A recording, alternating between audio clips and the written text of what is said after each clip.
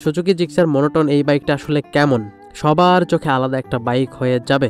এমনভাবে মডিফাই করতেছে পোলাপান, আপনার উচ্চতা 5 ফিট 4 উপরে হয়, মানে এমন কোনো জায়গা নেই যে আপনি মডিফাই করতে পারবেন না। 4V double disc and ABS গাড়িটা মানে ইজিলি কন্ট্রোল করা যায়। Yamaha R15 FZS version 4। Hi guys, আসসালামু আলাইকুম। আশা করছি আপনারা সকলে অনেক ভালো আছেন। তো গাইস, ভিডিওর শুরুতে একটা কথা বলে দিই, আমি কিন্তু অসুস্থ। হয়তো আপনারা আমার ভয়েসটা শুনেই বুঝতে পারতেছেন 2 দিন থেকে সর্দি জ্বর, কিন্তু তারপরেও ভিডিও যদি চ্যানেলে না দেই তাহলে তো চ্যানেলটা ডাউন হয়ে যাবে। তো এই কারণেই অসুস্থ শরীর নিয়েই বেরিয়ে পড়লাম যে একটু টুকটাক ভিডিও করি আপনাদের জন্য। আপনারা আমার জন্য দোয়া করবেন আমি যেন তাড়াতাড়ি সুস্থ হই। তো গাইস, আজকের এই ভিডিওতে আমি আপনাদের সাথে আলোচনা করব সুজুকি জিক্সার মনোটন এই বাইকটা আসলে কেমন, বা এই বাইকটা কাদের জন্য। তো ফার্স্ট অফ অল যে কথাটা বলবো সেটা হচ্ছে, এটা কিন্তু একটা স্টাইলিশ গুড লুকিং এর একটা বাইক। যদি এই বাইকটা আপনি মডিফাই করেন তাহলে এই বাইকটা সবার চোখে আলাদা একটা বাইক হয়ে যাবে।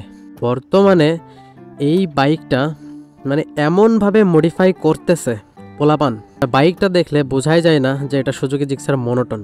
আপনি যদি মডিফাই করার জন্য একটা বাইক নিতে চান তাহলে আমার মনে হয় আপনার জন্য সুজুকি জিক্সার মনোটন এই বাইকটা বেস্ট হবে। তার কারণ অন্যান্য যে বাইকগুলা থাকে সেই বাইকগুলাতে মডিফাই করার জায়গাই নাই। আর গাইস, সুজুকি জিক্সার মনোটন এই বাইকটা যেখানেই আপনি হাত দেবেন, যেখানেই তাকাবেন সেখানেই মডিফাই করার জায়গা। তো সুজুকি জিক্সার মনোটন এই বাইকটার এমন কোনো জায়গা নেই যে আপনি মডিফাই করতে পারবেন না। তো এই বিষয়ে পরবর্তীতে একটা ভিডিও দিব।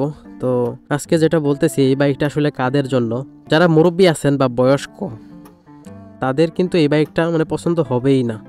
কিন্তু মুরব্বীও যদি স্মার্ট মুরব্বী হয়, একটা গুড লুকিং এর বাইক চাই, তার পছন্দ যদি ভালো হয়ে থাকে তাহলে সে এই বাইকটার প্রতি ক্রাশ খাবে আর এই বাইকটা কিনতে চাইবে।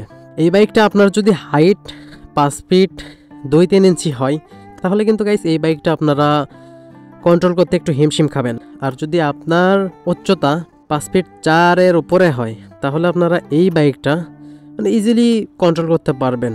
সিট থেকে মাটিতে পা রাখতে আপনার কোনো কষ্ট হবে না। কিন্তু আপনার হাইট যদি 5 ফিট 2 ইঞ্চি বা 1 ইঞ্চি হয় তাহলে কিন্তু আপনার মাটিতে পাটা পড়তে একটু হিমশিম খাইতে হবে। ইয়াং জেনারেশন যারা আছেন তাদের জন্য এই বাইকটা কিন্তু একটা বেস্ট বাইক হতে পারে যদি আপনার এটার লুকস অ্যান্ড ডিজাইন পছন্দ হয়।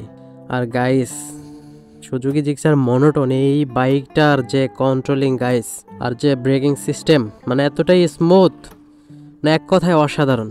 থ্রোটল দিলে যতটুকু টান ওঠে, তো সেই টান অনুযায়ী গাড়িটা ইজিলি কন্ট্রোল করা যায়। তো এখন একটা কথা বলি, তো ধরেন যে এর আগে আপনি বাইক চালাইছেন সুজুকি জিক্সার SF বা GSXR বা ইয়ামাহা R15 FZS ভার্সন 4। তো এই ধরনের কোনো বাইক যদি আপনি চালাই থাকেন, তো সেখান থেকে যদি আপনি এখানে শিফট করতে চান, ও গাইস আরেকটা বাইক কাটানো হয়েছে, সেটা হচ্ছে 4V double disc and ABS। তো সেই বাইক থেকে যদি আপনারা এই বাইকটাই শিফট করতে চান তাহলে এটার কন্ট্রোলিং নিয়ে আপনাকে একটু প্যারা খাইতে হবে। কন্ট্রোলিং না, ব্রেকিং সিস্টেমটা নিয়ে একটু প্যারাই থাকতে হবে। তার কারণ এটার পিছনে ডাম ব্রেক। তো ডাম ব্রেকটা যে খারাপ তা না, কিন্তু তারপরেও ভাই ডিস্ক ব্রেক তো ডিস্ক ব্রেকই, সেটা তো আপনারা সবাই জানেন। তো এটার এই যে পিছনে যে ড্রাম ব্রেক, তো ব্রেকিংটা নিয়ে আপনি যদি 4V থেকে এটাতে শিফট করেন তাহলে আপনার একটু হিমশিম খাইতে হবে আর কি। যদি আপনি পালসার বা ডিসকভার 25 বা TVS এর যে কোনো বাইক, অ্যাপাচি RTR যে বাইকটা আছে, ওইখান থেকে যদি আপনি এখানে শিফট করেন তাহলে আপনার জন্য এটা একটা বেস্ট চয়েস হতে পারে। কিন্তু গাইস, আপনি যদি বড় ধরনের কোনো গাড়ি থেকে এটাতে শিফট করেন তাহলে ওই যেগুলো বললাম, গাড়িটা নিয়ে একটু হিমশিম খাইতে হবে।